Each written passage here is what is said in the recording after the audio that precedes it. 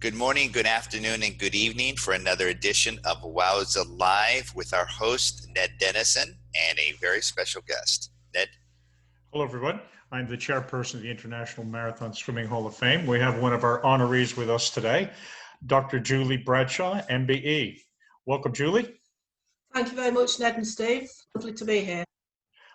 Julie, you, before they changed the rules, you did the English Channel at age 15 back in 1979. Tell us kind of how that came to be. Was it a childhood dream, the influence of the BLDSA? You know, how did you even know about it? Well, I'd always been good at quite a few sports, in particular swimming, and the colder the water, the better it became. And at the time, my parents did a lot of caravanning up in the Lake District, which is, as you know, where Lake Windermere is. And one day I went down one of the swimming pools, Troutbeck Bridge actually, and I saw a sign saying Cross Windermere. So I entered it, and that really began everything. Well, I was about 12 then, 1976 then, crikey. So from there, what happened is I did the Cross Windermere, but I was very, very scared. Used to go practicing in a rowing boat, and I used to swim it, my worst stroke, head up breaststroke, because I was a little bit scared. So that year I won it. And then I just came back when I was 14, developed obviously into front crawl and decided to swim the length of Windermere, which I did at the time in 4 hours 38 minutes, which was a British junior record. And then from there, it just went to my parents one day and said, Mum, Dad, I want to swim the Channel. And it all began from there. Yeah, so I was 15 when I eventually swam the Channel first time. So to swim the Channel at such a relatively tender age, how do you think that influenced your life? It's been, swimming's just underpinned lots and lots of my life, not just from a swimming perspective, in my work, in relationships with people. It's been the pinnacle, it's the underpinning of everything. When I was at school, as I say, I was good at every sport. And I was pretty quiet at school, pretty shy. When I started swimming and achieved a Channel swim, my confidence grew, and from there, everything else followed. I was a member of the BLDSA, which is obviously, as you know, the British Long Distance Swimming Association. They had a lot of junior events at the time, and I entered them, enjoyed it just before my first Channel swim in 79. So it's crikey. It seems like yesterday, but it's many, many moons ago. In fact, it was my 40th anniversary last year. How time flies, eh? And the Channel Swimming Association does a special presentation at 50, so you can mark your calendar now. Well, let's keep going then, eh? Lots to do in the meantime. It looks like you took a break for about 10 years for marathon swimming. What brought you back? Well, I'd always swam. The thing was, when I was younger, I'd swam the Channel when I was 15, did a fastest British junior record in 10 hours 9. And from there, when I was 16, I swam Three-Way Windermere, which is obviously England's largest lake, made a record on there. And then the following year, went on to do a Four-Way Lake Windermere, which was at the time, well, they've changed the course since then. It's a different course, slightly longer because of the starting point. But my record it beat actually the previous person. That was Mike Reed, actually, as you may well know, by his record by 4 hours, and it stood for many, many years. So that was a really good swim. I really enjoyed that. And then you asked about the 10-year break. When I was by the age of 17, I was number 1 in the UK in terms of long distance swimming, the top British swimmer, and at the time there doing all these long swims. At the time I lived in Blackpool, obviously born and bred there, and then I moved down to the best university for sports, as you probably know, Loughborough University, where I did a PE Sports Science and History degree. Obviously an amazing place to be for sports. So whilst I didn't do any sort of record breaking swims, as it were, I was always still swimming. And then we're going back to about 1980, crikey, going back in time now. I was a head swim coach in Canada back in 91.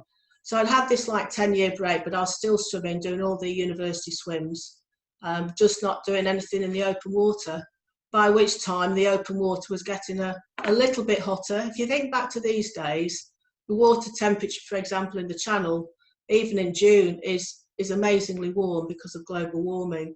In those days, you're looking at temperatures being round about, well, it was warm when it was about 10, 12 degrees, which shows how the waters have got hotter.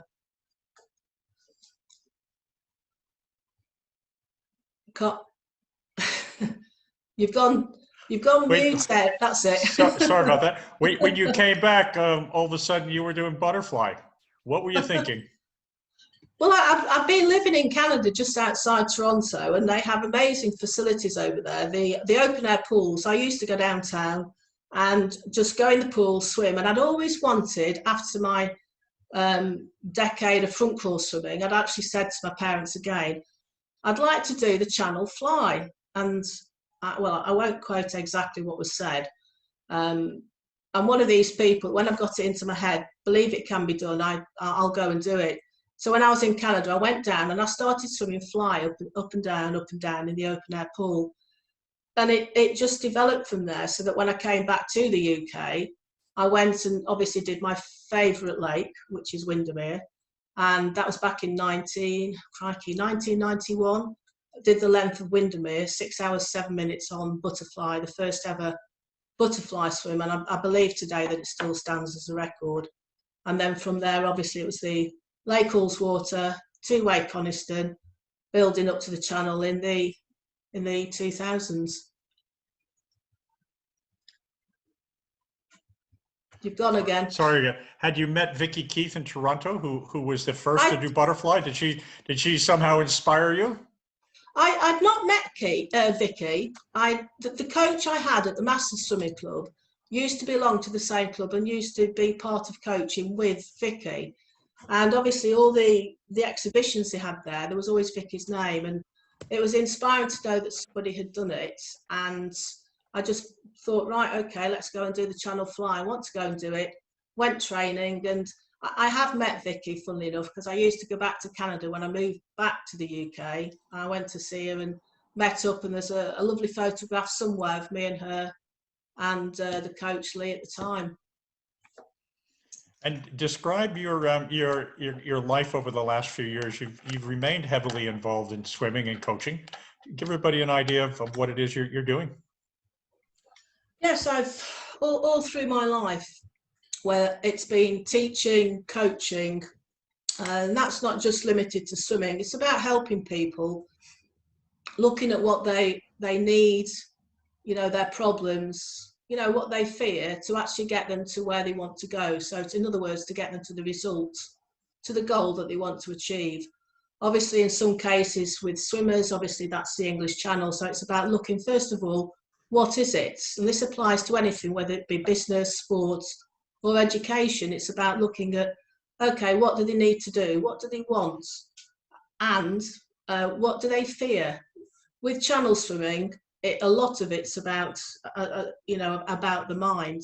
Some people, it's about believing in themselves. And if they don't have that belief in themselves, no matter what swimming ability they've got, then they're not going to get to their desired result. So it's about giving them a proven process, a step-by-step process that they can build on to actually achieve their goals, their dreams. And as I say, that's just not just in swimming, it's in business, whether that be somebody looking at starting a business, somebody in business, leadership, executive coaching, etc. It's about getting to the end, the results that we all want to achieve. I hear over the years, everyone has their own kind of view on this thing, which is, when the swimmer gets in the water to start the channel, for example, people will say they've done the physical work, and at that point it's 90% mental. What's your view on those kinds of statements or that perspective on the world? It's about preparing, getting the foundations, building the swimming foundations. And as you rightly say, when you get in the water, as well as the physical aspect, it is the mental aspect of it. That you only need to have that one little block and all the training that you've been doing just kind of goes out the wall.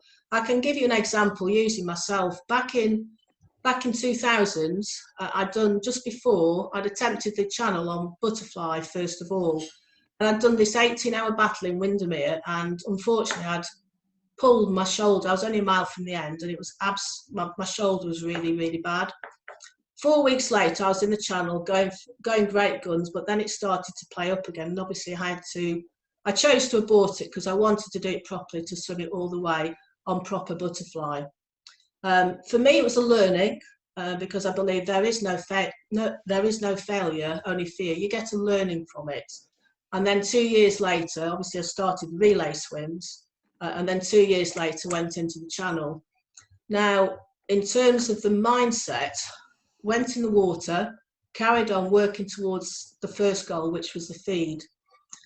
Strangely enough, about halfway, and it shows on my map, the butterfly channel map, which is behind me, but probably can't see. When the pilots grade where you are on the swim, you can see how much you do and how little you do, or whatever.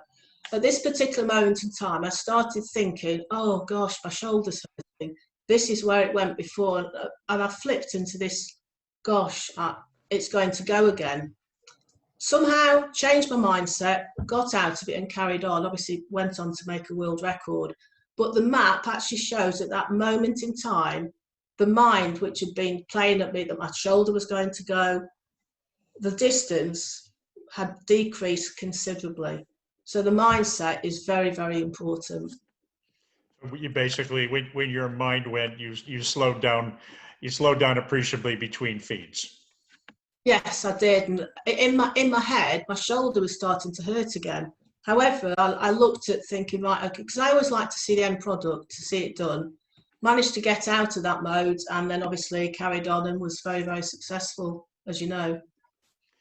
In your experience, how do swimmers come out of that depression or that funk or that mental bad spot in a swim? Now, in your case, you'd been to the rodeo a few times, so you had some experiences. But in the sport, we're getting more and more people who are kind of arriving at the English Channel as kind of novices, and they hit these tough spots, and they don't really kind of know how to get out of them. That's, as I say, that's where some mindset coaching comes in. It's not just about the physical coaching element of it. It's about the mindset coaching, going through those pain barriers and having somewhat, to a degree, prepared for those. I can remember doing my first ever 5-mile swim in Blackpool Open Air Pool, which was really, really cold. And that 5 miles, I went through a pain barrier, and I can remember it now. Obviously, after that, I'd done a lot of swimming, and 5 miles kind of went into nothing. But when new swimmers hit that pain barrier, it's about being prepared mentally as well, so that a mindset coach can actually give them something to actually focus their minds on when they're going through it, you know, to prepare them. And how can a swimmer tell the difference between normal enjoyable pain and their arm falling off? Again, it's down to training. I've been there. My arms have fallen off. I remember when my 3-way Windermere, I'd swam. My shoulder went. It was appalling conditions, and I'd swam for 20-odd miles with a pulled shoulder. And I just believed, luckily, my shoulder didn't drop off, because I was only 16 at the time, so I recovered quickly. But it's about knowing yourself, about having prepared physically, mentally, having done that knowledge, and actually having, the other very, very important thing is having the team with you, because as you know, team together, everyone achieves more. And it's about having the right people behind you, supporting you as well on the boats. If you don't have the right people, you know, for example, silly little things like people on the boat need to be able to withstand seasickness. I've been on swims when they've taken crews on, support people, and people have actually been green on the deck when there've been absolutely no help whatsoever. So it's important to have the right team behind you, and that team who actually knows to push you and to know the swimmers. So my dad has been on all my swims up until about 10 years ago. He got a little bit older, a little bit more arthritic, but he knew that he could push me when I was tired, but he also knew when to call it a day. So, for example, on that first butterfly swim, him and I knew that it was time to call it a day. He knew. It was just literally physically my shoulder had gone, and I didn't want to swim it freestyle. I wanted to do it fly. So that was it. Came out and lived to fight another day, so to speak. Okay, let me change the subject and take you halfway around the world, or all the way around the world. You and I almost met in New Zealand in a man versus woman relay.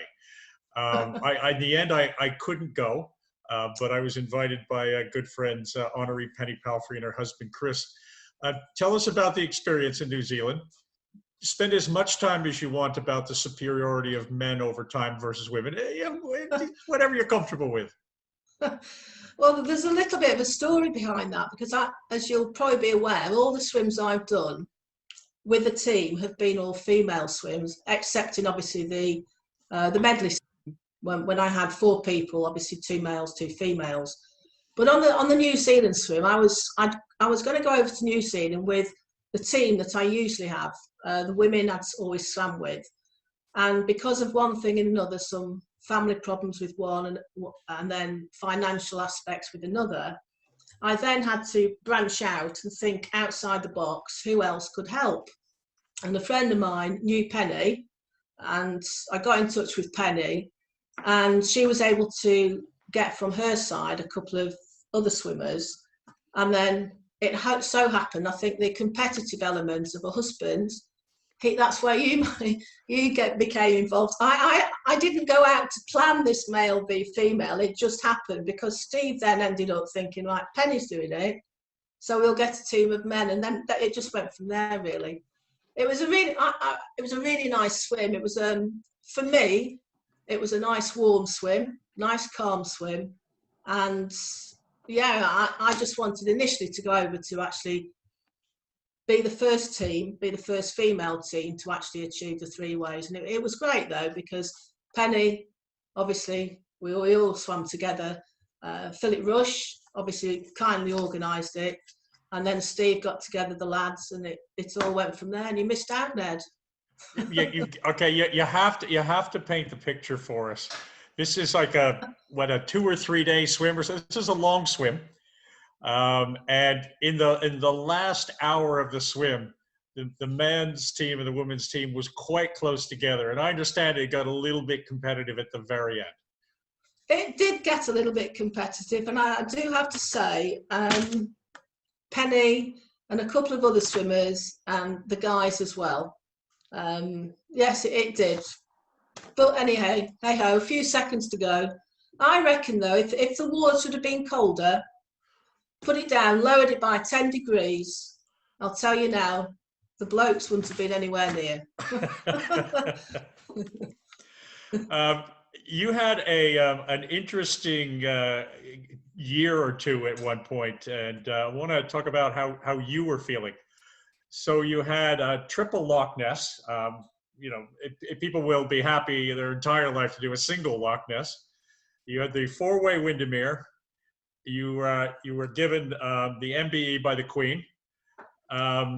You ended up with a doctorate, and you got in the International Marathon Swimming Hall of Fame shortly after that. What a year! Well, we're going back a few years. I mean, I'd always done, the great thing about all my swims is that right from an early age, I'd done all of it for charity. I've raised thousands over the year for charity. Always been a passion swimming, passion raising money and helping people. And that's what I got my MBE for, like you say, in 2006 for services to swimming and charity. It was the same year as well that at Loughborough University conferred upon me an honorary doctorate for all my achievements, and obviously the swimming and the charitable work. My background is in education. My master's is in sports science, physical education and sports science.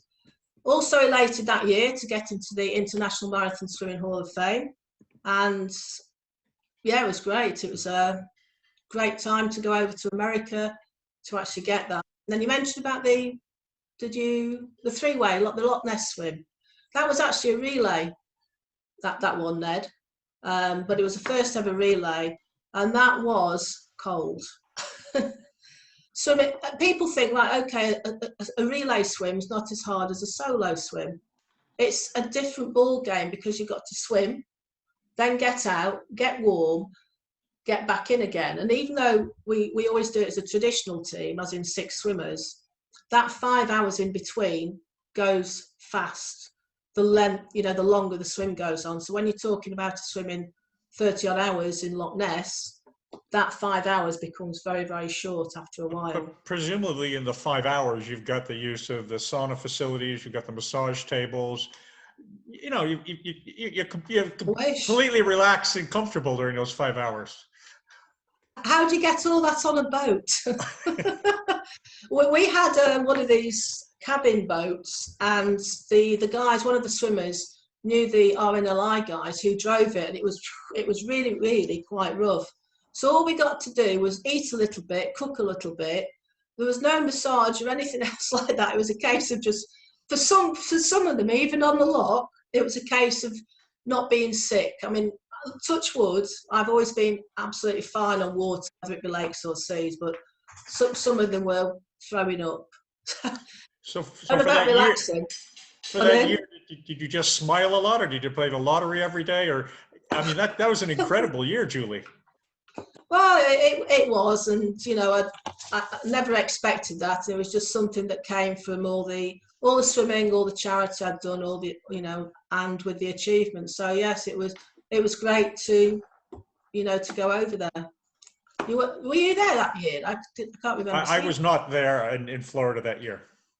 It was yourself, Merv Sharp, Nora was there. That's right. I'm trying to think of the other names. They're escaping me. I know Merv was there and his wife Rose, and it was really great. Yeah. We'll be interviewing Merv shortly in a couple of days. Oh right, brilliant. Looking back at your time, very active in actually doing the swim, who were the people you looked up to? Who were your role models? Or in the nice way, who were the characters? Well, as you say, I was 15 when I first swam the channel, and it was a case of just knowing that somebody had done it, as in the amazing Captain Matthew Webb, and obviously Gertrude Erdelay, the First Lady, to do it. In those days, going back to 79, there was not many. There was 2 pilots at the time, 2 pilots, and that's the growth has been in channel swimming. One of whom was Val Noakes, who sadly is not around anymore, and who took me, and then Ray Brickle, Reggie's dad. At the time, he was taking Cindy Nicholas, so there was kind of him. So it was a case of believing, learning from different avenues. There weren't channel swim coaches out there. There weren't coaches. It was a case of doing own research, and there was no Google. Nowadays you can just plug into Google and find anything you want to do. It was a case of learning by doing, and as I say, knowing that somebody had done it, it was just like an incentive to go and do it. Again, it comes down to believing in yourself that you can do it. And in your time coaching, give us some examples of the most enjoyable swimmers or the most inspirational swimmers that you've had the pleasure of dealing with. And this one you can use names. There's been so many, to be honest with you. I got asked once that question because I lectured at Loughborough University for 16 years in the swimming aspect of it. And I always got asked, who was your favourite swimmer? And people expected you to say, the fastest or the one that had achieved the most. And I always said the person who achieved the most there was somebody who was actually able to swim 2 lengths in a time swim because she could not swim. And I managed to teach her to swim. So that was really, really rewarding. The same, I think, applies to another guy a few years ago. One in particular, he wanted to go and, as everybody, many people do it for charity. And this guy, he wasn't able to swim. He could swim probably about 400 meters, I think, in a swimming pool. He built it up, and he was able from the September. He did have a background. He had an army background, so obviously he had the right mental approach and everything. Listened to it. We worked together, and he did a 6-hour 6-hour qualifying swim in by the end of May. And at the time, the end of May was pretty cold, so he did really, really well. And his channel swim, albeit he didn't complete it, he got within 2 miles, and unfortunately the weather changed, but it was just a great achievement. He raised thousands of pounds, and he got so much. He wrote a book actually at it about how far you can actually come. So it's not about just, I always say to people, it's not about, you know, the end result. It's about the journey you become in the process of actually going there, if that makes sense. You mentioned the Army mindset. How applicable is the mindset of somebody who's done an Ironman triathlon, or somebody who's run 60 miles? Is it a similar mindset for you for channel swimming? There's a similar mindset, different physical skills in a way, because obviously, I mean, I've met runners who try and go in the swimming pool, or rugby players who go in, you know, successful in their own sport, can't swim very well. However, in something like an Ironman, or like you say, the Army, it's about getting that, to keep going, that determination, that motivation, and having a structure. If you don't have a structure, forget it. It's no point just thinking, right, it's like a boat, isn't it? If you don't have a goal to enter, steps in between, it's pointless. It just drifts off. So it's about having that structure. So somebody like, for example, in the Army will have been used to motivating themselves, obviously following instructions. It's not a case, I don't believe in coaching like with a stick. It's about like an incentive, working with the person, because at the end of the day, if a person coaches, this is where some go wrong. If a person coaches and that person relies on the coach all the time, when they get in the middle of the channel, you've got to do it yourself as well as being with your team, if that makes sense, Ned. It does. You've been around the world. You've done a lot of great swims. You've set an incredible number of records. You're still a young woman. So either what's the next big one? And promise to keep it a secret. Won't tell us all. Or looking back, what's a swim you wanted to do and never got to, or never organized? Looking back, it's difficult, because I think all the swims I've done have all been different in their own ways. And nowadays, there's all kinds of different swims, all kinds of different events out there. So it's opened up to a whole new world.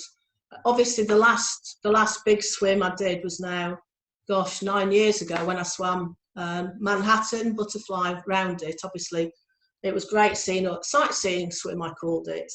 But there's never been really any regrets about what I've done, what I've not done. I think one of the ones was, I did actually when I was 17, I did book in to do a 3-way channel swim. And unfortunately, the weather was not suitable, never got off. And at the time, I would have been the first person if I'd done it to be successful. I never returned because of, obviously, then I went to university and progressed down another road. How soul-destroying was being weathered out of that triple? Just one of those things, really. It's work hard. I've done all the training, and you know, it's one of the challenges of channel swimming. You train, and then obviously getting into the mindset. If the weather's not good, which it always seemed to, the bad weather always had a tendency to follow me. So, for example, when I was 15, and bearing in mind in those days there wasn't many pilots or swimmers doing it, I was supposed to initially get off in the middle of July. And at the time I lived in Blackpool. First time we didn't get off, we went backwards and forwards. And eventually, on August the 19th, in fact, we were all packed up, ready to come back home. And my dad spoke to Val and basically was given he said, well, there's a 50-50 chance. Do you want to take it? And he said, yes. So I was woken up and I was like, oh, we're going home already? He says, no, we're swimming the channel. So obviously it wasn't a brilliant day, but I got across in 10 hours 9. I was lucky then. Sometimes nowadays, if you don't get off, it's just one of those things. And if things are meant to be, they're meant to be, is my approach. Well, Dr. Julie Bradshaw, MBE, we thank you very much for your time today. You're welcome. The bad weather isn't following you. Otherwise, the window would have opened up, the flower would have blown over, and it would have been raining on you. So those days are over. The weather's good now. I was going to say that's great then. So thanks a lot, and I'll see you both again soon. Take care.